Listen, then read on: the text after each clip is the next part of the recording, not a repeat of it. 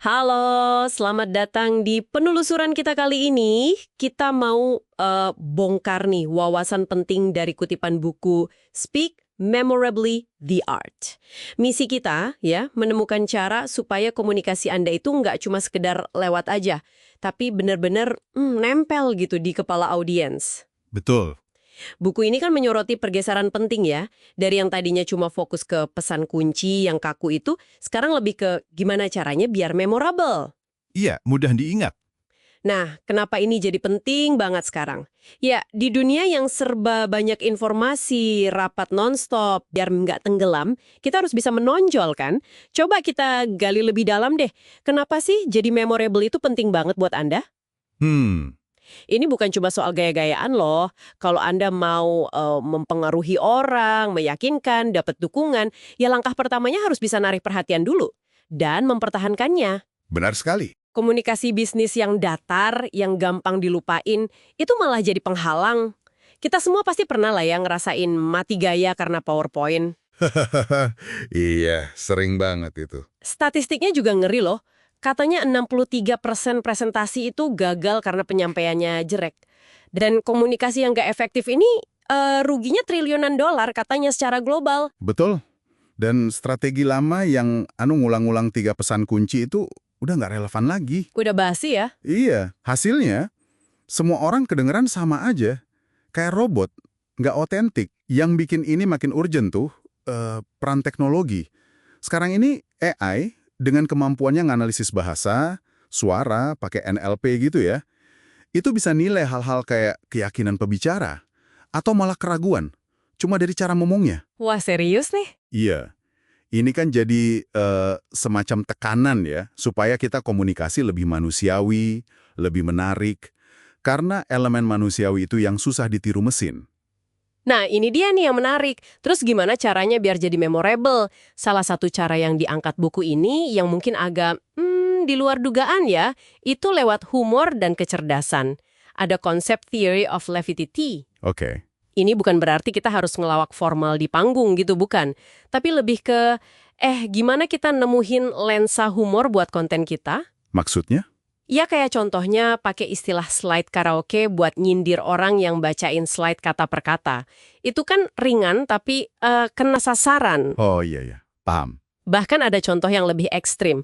Pakai klip film komedi The Naked Gun di presentasi investor yang serius banget buat gambarin ekonomi yang lagi lepas kendali. Wah, berani juga ya. Berani, nggak ketebak, dan pastinya memorable, itu intinya.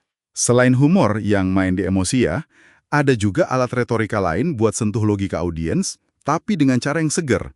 Analogi misalnya. Ah, analogi, oke.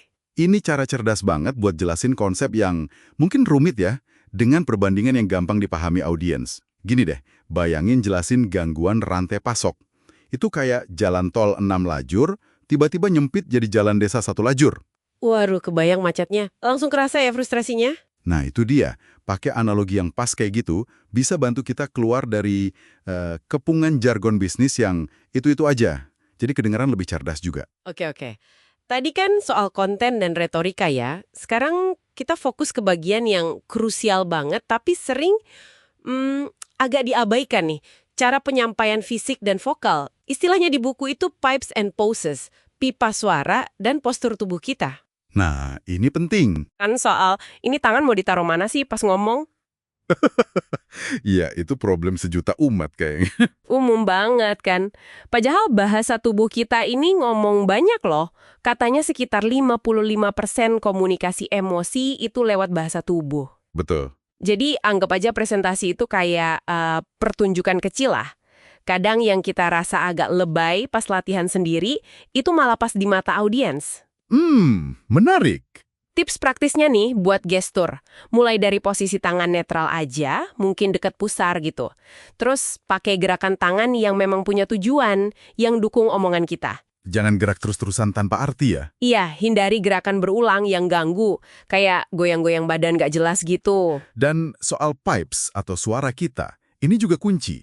Jangan sampai audiens ngantuk karena nada kita datar terus. Monoton ya, bahaya itu. Banget. Variasi itu kuncinya. Coba mainkan kecepatan bicara. Kadang cepat buat nunjukin semangat, kadang lambat buat penekanan. Ubah juga nada atau vibe suara, sama volumenya. Jeda. Nah, jeda yang strategis itu bisa kuat banget efeknya. Kasih waktu mikir ya buat audiens. Iya, buat mereka nyerna dan nambah bobot juga ke apa yang kita sampaikan. Tapi, semua elemen penyampaian ini, fisik maupun vokal, akarnya harus satu. Empati. Oke, jadi gimana nih cara praktisnya menghubungkan semua teknik penyampaian tadi, pipes and poses ini, dengan empati? Gini, intinya itu kita geser fokus. Jangan melulu mikirin diri kita, tapi fokus ke audiens kita. Memang sih, baca ruangan Zoom itu lebih susah ya sekarang, tapi usahanya itu penting. Bener. Kayak kata Adam Grant, empati di sini tuh artinya kita nunjukin niat tulus mau bantu audiens paham. Bukan cuma mau manipulasi mereka. Oke, jadi niatnya membantu ya? Betul. Mulai dari hal simpel deh, gimana Anda jelasin perusahaan Anda. Jangan pakai jargon mulu. Coba jelasin secara pengalaman. Jawab pertanyaan ini. Masalah nyata apa sih yang kami bantu selesaikan buat pelanggan? Itu rasanya lebih nyambung, lebih peduli. Masuk akal banget.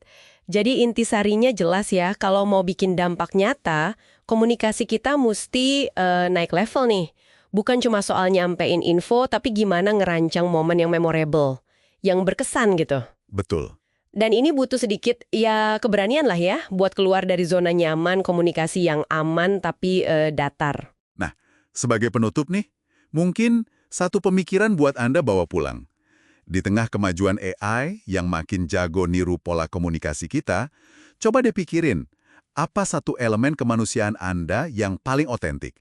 Mungkin cerita pribadi, atau analogi unik bikinan Anda sendiri, atau mungkin variasi nada suara yang penuh perasaan.